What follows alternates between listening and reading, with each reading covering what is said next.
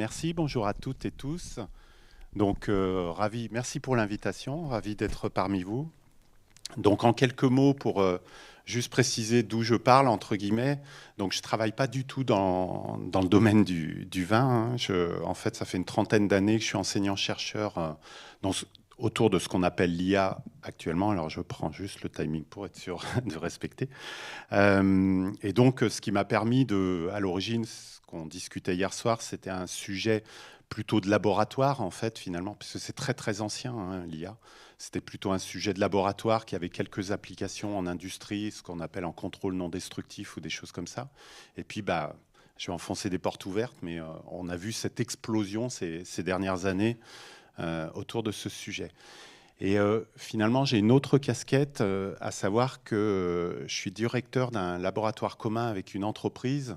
Donc, ce qui me permet, donc c'est une structure publique-privée, ce qui me permet en fait de voir aussi comment l'IA va s'insérer dans certains produits. Alors, c'est pas lié à la vigne, hein, c'est vraiment sur du service numérique, mais comment en fait l'IA peut s'intégrer après dans des applications en termes industriels, et il y a des enjeux aussi là-dessus.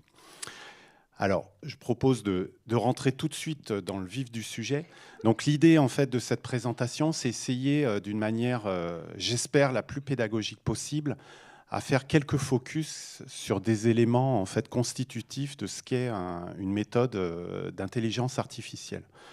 En fait, déjà, d'une manière globale, quand on parle d'intelligence artificielle, on se met finalement à travers ces deux éléments. Première chose, avec l'explosion du numérique, la première finalement révolution, c'est avec l'explosion du monde du numérique.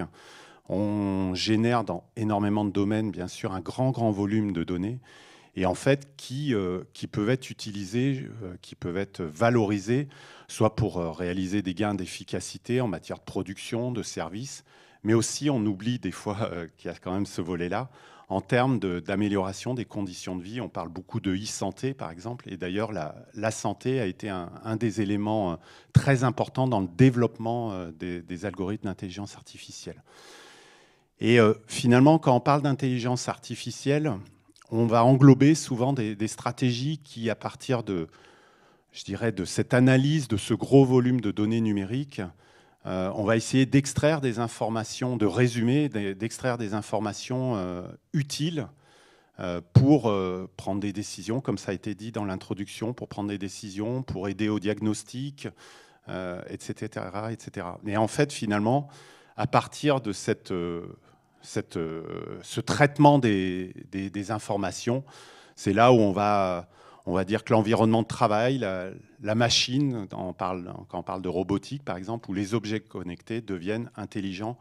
Donc je mets avec des guillemets, hein, bien évidemment, sur la notion d'intelligence. Juste un petit mot, intelligence, c'est un peu une mauvaise traduction en fait. Vous savez, intelligence service aux États-Unis, c'est le travail sur la donnée en fait. Et on a rapatrié ce mot intelligence et c'est une horreur parce que maintenant il y a tous les mythes sur la notion d'intelligence. Bref, fin de la parenthèse. Alors déjà, il faut peut-être bien définir de quoi on parle quand on parle d'intelligence artificielle parce que c'est très très protéiforme. Et finalement, vous avez déjà deux grandes familles d'intelligence artificielle qui cohabitent, en tout cas dans l'historique qui cohabitent. Vous avez d'abord ce qu'on appelle l'IA, l'intelligence artificielle symbolique, qui a un petit peu décliné ces dernières années, qui va fonctionner un petit peu de la façon suivante, où là, vous allez essayer vraiment d'importer la compétence d'un expert. Alors, je suis désolé, c'est des exemples peut-être un petit peu bateaux par rapport au contexte. Par exemple, je veux mettre en place une application qui va être capable de reconnaître une feuille de vigne à partir d'une image numérisée. Donc, vous allez avoir l'extraction de différentes caractéristiques sur cette image. Et à partir de là, à travers un travail que vous avez eu avec des experts qui vont vous expliquer comment on reconnaît une feuille de vigne, vous allez mettre en place tout un processus, en fait, vous voyez, sous forme de règles, en fait, de règles expertes, où petit à petit, à partir de ce que vous avez identifié, est-ce que c'est une feuille large, est-ce qu'il y a des bords dentés, etc., etc., vous enchaînez un raisonnement pour arriver à une conclusion. Par exemple, c'est une feuille de vigne ou non. Donc en fait, c'est ce qu'on appelait les systèmes experts, ce qu'on appelle toujours les systèmes experts. Et vous voyez, c'est très important pour marquer la rupture avec l'autre famille, c'est que là, on a une incorporation vraiment de l'expertise humaine, en fait. C'est à partir de l'expertise humaine qu'on met en place les règles de décision. Donc on suit très précisément quel est le processus qui permet d'arriver à la décision. La grande difficulté de ça, c'est de traduire l'expertise humaine. C'est-à-dire que dans une salle, si vous mettez 4 experts, vous avez 4 cheminements différents pour arriver à la même conclusion, en fait. Et donc, c'est toute la complexité de mise en place de ces systèmes d'intelligence artificielle. Et puis, de quoi on parle actuellement? On va parler plutôt d'intelligence artificielle statistique, où là, vous voyez, vous avez un pas de côté. Je suis toujours dans la même problématique, en fait. Je veux mettre en place un système, donc à partir d'une observation, d'être capable de reconnaître une feuille de vigne. Et là, je vais laisser la main, entre guillemets, à la machine. La seule expertise humaine que je vais apporter, c'est que je vais fournir énormément de données avec des labels, avec des étiquettes, en disant ça, c'est une feuille de vigne, ça, ce n'est pas une feuille de vigne, etc. Et puis, comme je vais essayer de l'expliquer par la suite, à partir d'un apprentissage, l'algorithme va mettre en place lui-même ses règles de décision. En fait. Donc vous voyez, vous n'avez plus cette traduction de l'expertise humaine. Et c'est ça qui est complexe, en fait, c'est qu'on ne sait pas exactement ce que fait l'algorithme pour prendre la décision finale, que c'est une feuille de vigne ou pas. Donc par exemple, quand on est dans le domaine de la santé, ça pose pas mal de questions, puisque le médecin, même si le diagnostic a l'air bon, fourni par l'algorithme d'IA, il aime bien savoir quel a été le cheminement pour arriver à la conclusion. L'enjeu derrière, c'est d'avoir énormément de données étiquetées, et ensuite, on passe la main, entre guillemets, à l'algorithme. Quand on parle d'IA à l'heure actuelle, c'est de ça dont on parle, en fait. C'est de cette stratégie-là. Alors pourquoi, en fait, on a besoin d'un algorithme, d'une méthode complexe pour prendre une décision, et pourquoi il y a cet essor actuellement, alors que les algorithmes d'intelligence artificielle existent depuis une 50aine d'années à peu près? En fait, c'est que c'est un problème qui est très complexe parce que la nature est assez joueuse, c'est-à-dire que pour une catégorie donnée, vous avez énormément de variations, en fait. C'est-à-dire, là, encore une fois, excusez-moi j'ai essayé de bien raccrocher à la journée, au thème de la matinée. Donc j'ai essayé de prendre des feuilles de vigne et puis d'autres plantes. Et j'ai dit, pour la même classe, en fait, par exemple, feuilles de vigne, du fait de la prise de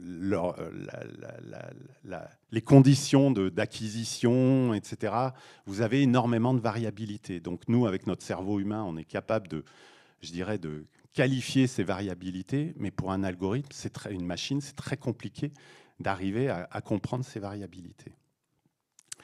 Alors justement, il y a un élément qui est très important pour comprendre en fait ce cheminement d'intelligence artificielle. Si on veut le résumer, je me remets toujours dans cette problématique, je veux être capable de reconnaître une mauvaise herbe. En général, tous les systèmes d'intelligence artificielle vont fonctionner de la même façon. Vous avez une observation, par exemple une image de feuilles. La première étape, comme je vous ai dit, vous avez trop d'informations en fait, quand vous observez une image comme ça, donc elle va être résumée, ce flux d'informations. Là, je vous présente un exemple jouet. Je vais résumer, par exemple, ma feuille avec 2 caractéristiques de forme. Donc, une image va se traduire par simplement 2 valeurs, en fait. Et puis, ces 2 valeurs, en fait, me permettent comme ça de représenter différentes images de mauvaises herbes, de feuilles de vigne, sous forme d'un point. Donc, c'est le graphique que je vous présente. Vous avez en abscisse, en ordonnée, les 2 caractéristiques de forme qui essayent de me caractériser donc, une feuille. Si tout se passe bien, si vos données sont correctes, etc., il apparaît finalement ce que je présente ici, c'est-à-dire que assez naturellement, toutes les feuilles de vigne vont quand même globalement se ressembler, donc vont se représenter au même endroit dans ce qu'on appelle l'espace des caractéristiques, et puis toutes les mauvaises herbes vont se représenter à un autre endroit, en fait. D'accord ? Par contre, elles ne sont pas toutes au même endroit. C'est ce que je disais, c'est la notion de variabilité qu'on a, c'est-à-dire on n'a pas un seul point pour toutes les images de vigne, on a un amas de points, en fait. Donc ça, c'est très important, c'est la première étape. Et ensuite, qu'est-ce que c'est un algorithme d'intelligence artificielle, quel qu'il soit, que ce soit des réseaux de neurones dont on entend beaucoup parler, mais vous en avez plein d'autres. En fait, c'est un algorithme qui essaye de tracer une frontière. En fait. Un algorithme d'intelligence artificielle, ça se résume à « j'essaye de tracer une frontière ». En fait. Donc, par exemple, ici, j'ai un algorithme d'intelligence artificielle qui a, à partir de ces amas de points, a réussi à déterminer une frontière. Et puis ensuite, vous avez une nouvelle image qui arrive, qui, elle, est inconnue, en fait. Et vous voulez savoir si c'est une mauvaise herbe ou une feuille de vigne. Et donc, vous regardez, vous calculez les caractéristiques de forme. Vous regardez où le point tombe. Donc, c'est le point que j'ai entouré avec un cercle. Et selon de quel côté il tombe de la frontière, eh bien, vous décidez, votre système va décider c'est une feuille de vigne ou c'est de la mauvaise herbe, en fait. Donc tout l'enjeu, bien évidemment, c'est de tracer cette frontière, en fait. Donc c'est ça qui est complexe. En fait, on fonctionne de la même façon, on s'est rendu compte au niveau du cerveau, c'est-à-dire que notre vision est pyramidale, c'est-à-dire qu'on reçoit, là par exemple, quand je vous regarde, je reçois énormément d'informations. J'ai une vision qui va découper en fait l'information, je dirais, que je reçois, sous forme de contours, des choses comme ça, parce qu'autrement, mon cerveau, il fondrait, en fait, si je devais tout analyser. Et ensuite, à partir de ces quelques caractéristiques, j'analyse, et puis du fait de mon apprentissage, je sais que j'observe, je vois un visage, je vois, etc., etc. En fait, cette frontière, elle va être construite à partir d'une notion d'entraînement. Alors, je vais aller illustrer tout de suite ça, mais tout d'abord, je vais quand même faire un mot sur les réseaux de neurones, puisque c'est la chose dont on entend le plus parler. En fait, l'objectif de départ, ça a été je dirais, de transférer d'une manière un peu grossière ce qu'on savait sur le cerveau, le fonctionnement du cerveau humain. À savoir que le cerveau humain est composé d'unités élémentaires qui s'appellent les neurones, qui réalisent des actions très très simples. Et à partir d'informations en entrée, chaque neurone prend une décision. Et en fait, la puissance en fait, de notre cerveau, en quelque sorte, alors je le fais vraiment à gros traits, surtout que je ne suis pas un neurologue, hein, c'est en fait ces milliards d'unités élémentaires qui travaillent en parallèle. Et la synthèse en fait, de leur travail, ça permet de réaliser des tâches complexes. En fait, c'est ce qui a été traduit en quelque sorte dans le neurone à l'origine électronique, puisque ça a été fait avant l'informatique, puis après dans les neurones informatiques. Alors, je vous propose juste, et ça va être quelque chose que je vais retrouver un petit peu plus loin, vraiment pour expliquer comment fonctionne un réseau de neurones, je vais prendre une manipulation très simple. Alors, c'est là où j'ai une petite erreur dans la couleur des fils que je corrige sur les planches suivantes. Mes excuses. En fait, c'est des activités que je fais avec des collégiens en fait, pour leur faire comprendre, puisque de plus en plus, on est amené à faire de la médiation en collège et en lycée, pour expliquer ce que c'est l'IA. Vous prenez deux collégiens en fait, qui vont jouer chacun le rôle d'un neurone. Et ce qui est important, donc un neurone, il a une fonction assurée. Il y en a un qui doit reconnaître, on est sur des formes géométriques complexes. Là, je vais dire qu'il y a que des carrés et des cercles. Il y en a un, il doit dire oui quand on a mis en entrée un carré, l'autre, il doit dire oui quand on met en entrée un rond. Bien sûr, il ne sait pas en fait la forme qu'on va présenter à l'entrée. Par contre, ce qu'il va recevoir comme information, c'est est-ce qu'il y a un angle droit ou est-ce qu'il n'y a pas d'angle dans la forme, en fait. Donc, par exemple, je propose en entrée un carré. Donc, en fait, et c'est là, je suis désolé, je me suis trompé dans les couleurs des fils. Donc, il y a un angle droit. Donc, normalement, ça serait sur l'autre fil. Il y a une impulsion qui est envoyée. Et donc, comme pour l'instant, en fait, ils ont appris déjà, il sait qu'il reçoit une impulsion sur une de ses mains. Donc, il sait qu'il y a un angle droit. Donc, il en déduit que c'est un carré. Là, j'ai corrigé la couleur. Et là, pareil, etc. Bref. Alors, juste pour montrer quand on augmente en complexité.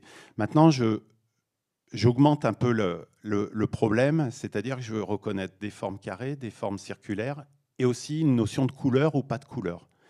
Et vous voyez que, en fait, ça fait beaucoup plus d'informations et donc ce que j'avais avant ne va pas permettre de régler ce problème puisque un neurone ne fait qu'une action. Donc, pour résoudre, donc si j'essaye de faire ça, ça ne va pas fonctionner. Pour résoudre ça, en fait, je suis obligé de passer à un réseau de neurones avec maintenant 4 enfants. Il y a sur certains fils l'information, la forme possède un angle droit, un autre fil, donc le fil vert, la forme ne possède pas d'angle, et un fil rouge, la forme est sombre ou pas, quoi. Et donc, pareil, si les enfants ont appris, si par exemple vous présentez, ils ne voient toujours pas l'image, si vous présentez un carré, eh bien en fait, parce qu'on leur a dit, quand tu reçois une impulsion sur telle main, tu dois dire oui ou non, ben en fait, par exemple, celui qui doit reconnaître un carré blanc, il va pouvoir le reconnaître, etc., etc. En fait, un neurone informatique, ça va fonctionner de la même façon. C'est-à-dire que ça va être des valeurs qui vont multiplier les informations qui rentrent, un petit peu comme les enfants quand ils reçoivent des impulsions, et à partir des impulsions qu'ils reçoivent, ils prennent une décision ou pas. C'est-à-dire que si je reprends toujours mon exemple de reconnaître une mauvaise herbe ou pas, vous vous rappelez, j'avais 2 mesures qui étaient 2 mesures de forme, donc qui vont être mises en entrée. Elles vont être multipliées par des valeurs, et puis en fonction, elles vont être combinées, j'obtiens une valeur finale, et en fonction de la valeur finale, par exemple, si la valeur est négative, je prends la décision que c'est une feuille de vigne. Si la valeur est positive, je prends la décision que c'est une mauvaise herbe. Ça va permettre comme ça de décider en fait ce que j'ai en entrée. En fait, là, j'ai reconnecté en fait mathématiquement ou informatiquement comment ça fonctionnait, mais c'est exactement la petite activité que je vous ai présentée. Et en fait, là, je vous ai montré qu'au début, j'avais juste à reconnaître un cercle d'un carré. Il me fallait 2 enfants. Reconnaître un cercle blanc, un cercle noir, un carré blanc, un carré noir, il me fallait 4 enfants, etc., etc. En fait, ce que je veux vous faire toucher du doigt, c'est que quand on augmente la complexité de ce qu'on doit, sur quoi on doit travailler, on est obligé d'augmenter la complexité de la structure. Et c'est pour ça, vous avez probablement entendu parler, on parle d'apprentissage, de deep learning, d'apprentissage profond. Qu'est-ce que ça embarque? Ça embarque des structures où vous avez énormément de neurones pour résoudre des problèmes très complexes, en fait. Vous avez une petite précision que j'ai indiquée. La première structure qu'on estime deep learning, 2012, c'est pas très très loin, il y avait 62 millions de paramètres à régler. Et c'était la préhistoire. Donc c'est pour vous montrer en fait où on en... Enfin, c'était le point de départ, maintenant c'est en milliards que ça se compte. Alors ce qui manque un petit peu dans mes explications, c'est pour l'instant, je vous ai dit rapidement, les élèves, je leur ai dit, s'ils reçoivent l'impulsion sur telle main ou telle main, ils doivent décider que c'est un carré ou ne rien dire, etc. En fait, il manque la clé de voûte de l'intelligence artificielle dont vous avez dû entendre parler, parce qu'en plus, c'est très consommateur d'énergie, etc. C'est l'apprentissage. C'est-à-dire que, bien évidemment, l'intérêt, c'est que vous avez plein de données avec des étiquettes, et il faut que votre système soit capable d'apprendre tout seul ces règles. Donc, en fait, c'est ce que j'ai résumé ici. C'est vous avez des données, par exemple, mauvaises herbes, bonnes herbes, étiquetées, et puis vous allez avoir un algorithme d'apprentissage machine qui va permettre de régler les paramètres de votre système pour prendre les bonnes décisions. Alors, pour vous expliquer ça, je me permets de reprendre mon exemple, et là, ça va être beaucoup plus parlant. À nouveau, vous avez 4 élèves, chacun a une consigne. Vous voyez, celui qui est en haut, on lui dit ta consigne, toi tu dois dire oui si tu penses qu'en entrée, on t'a mis un carré. Mais par contre, encore une fois, il ne sait pas ce qu'on met en entrée. D'accord ? Il reçoit juste des impulsions. Okay ? C'est-à-dire, ça peut être, on lui transmet une balle ou quelque chose comme ça.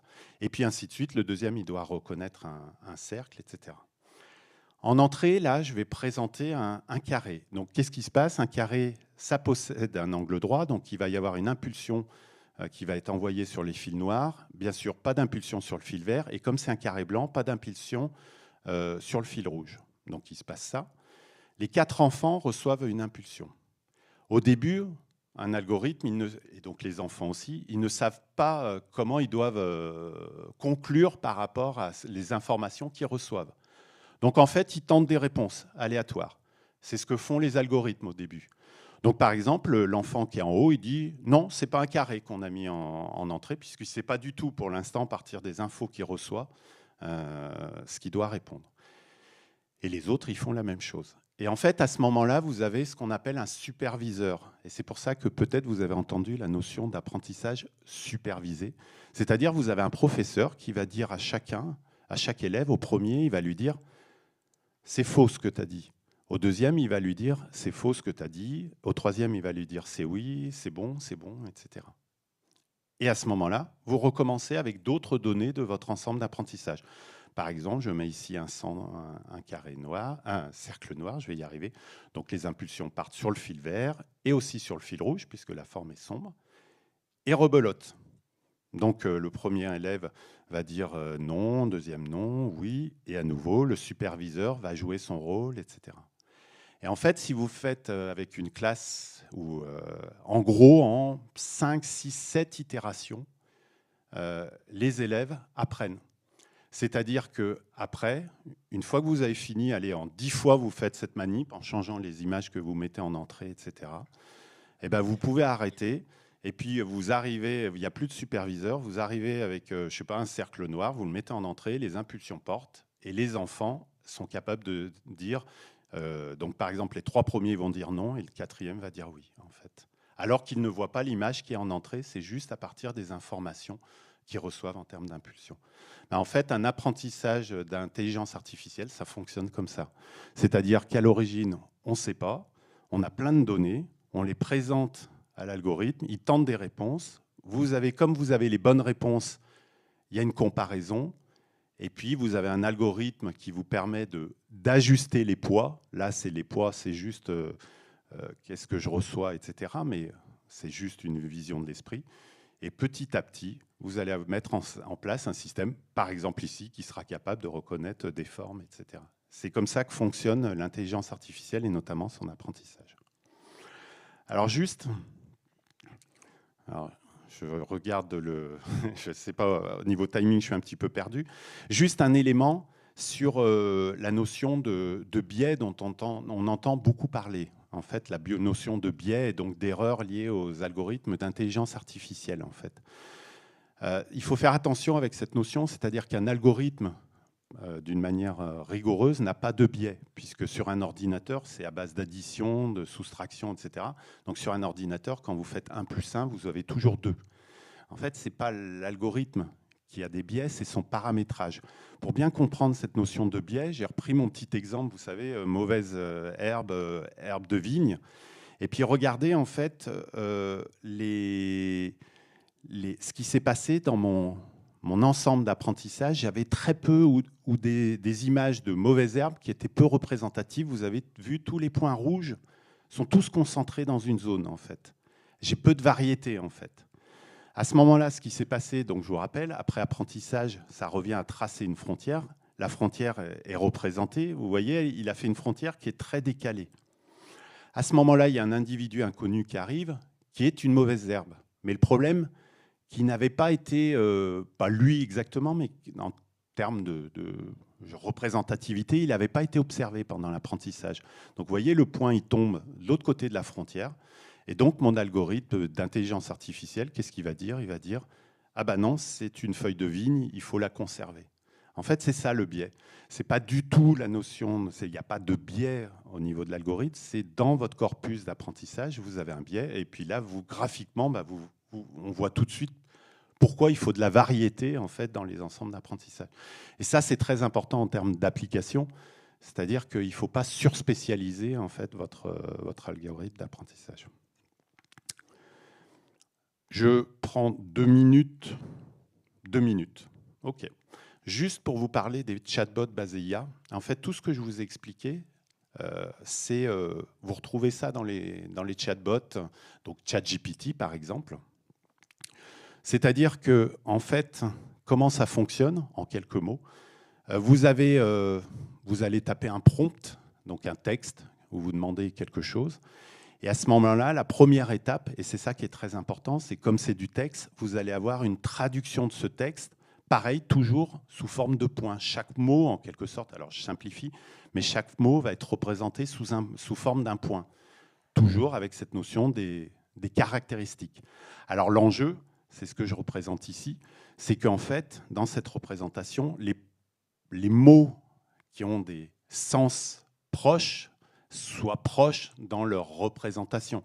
Vous voyez, il faut que soleil soit peut-être pas trop loin de nuage et que animal soit pas trop loin de chien. Donc il y a tout ça dans l'apprentissage déjà qui est important pour que la machine comprenne, c'est pas ça, mais arrive à modéliser les liens qui existent entre les mots.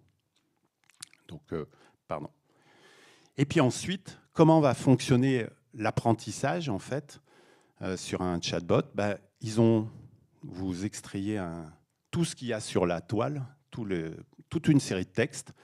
Et puis, en fait, vous allez rentrer, c'est toujours dans la même chose. Au début, votre algorithme d'intelligence artificielle ne sait pas faire et il va apprendre. Donc, par exemple, vous lui donnez un début de phrase et il doit deviner le mot suivant, en fait. Donc, vous voyez, vous avez en entrée un début de phrase, votre algorithme d'IA, et puis il tente en disant le mot suivant, ça va être ça avec telle probabilité, le mot suivant, ça va être ça et ça. Puis il se trouve que comme c'est un texte que vous avez une réponse qui dit non, non, le mot suivant, c'était ça. C'était par exemple après est, tu dois mettre le mot un. Et donc il va modifier ses paramètres pour petit à petit en fait arriver à faire des enchaînements logiques.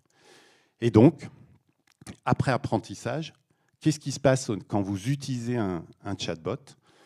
Eh bien, en fait, vous écrivez un début de texte et puis votre réseau de neurones, il fournit petit à petit les mots qui s'enchaînent suivant une certaine probabilité. Les plus sûrs, après tel mot, il faut avoir tel mot. Et donc, ça veut dire que, attention, la réponse dépend du corpus d'apprentissage, comme je l'ai expliqué au début. Donc, si ce n'est pas spécialisé, vous allez avoir des réponses aberrantes. Et il ne faut pas oublier, une réponse d'un chatbot basé IA est plausible, mais elle n'est pas certaine. C'est juste, ça semble être ce mot le plus certain. Voilà. Donc, en fait, quand vous êtes sur des services clients, par exemple, si vous utilisez ça, il peut y avoir des problèmes. Donc, pour résumer, c'est ma conclusion. Alors, j'avais plein de choses derrière, comme d'habitude, mais ce n'est pas grave. En fait, si on veut résumer en usage métier de l'IA, en fait, en entrée, vous avez des données, des documents numériques, des mesures, des indicateurs, des textes. Vous fixez des objectifs, vous avez des expertises. Et en fait, ça va vous permettre de faire des tableaux de bord, de la labellisation des indicateurs, des requêtes, etc. Et par exemple, je connecte avec la dernière présentation. Je me permets, Stéphanie, où vous avez des analyses chromatographiques. Et puis à partir de ces analyses, en fait, ça va vous permettre de regrouper les vins avec des terroirs semblables. Donc vous aurez une connexion complète avec ce que je vous ai expliqué là. Merci, je suis désolé, c'est toujours en 20 minutes expliquer l'IA. Je vous avoue que j'ai accepté la mission, mais elle n'était pas simple.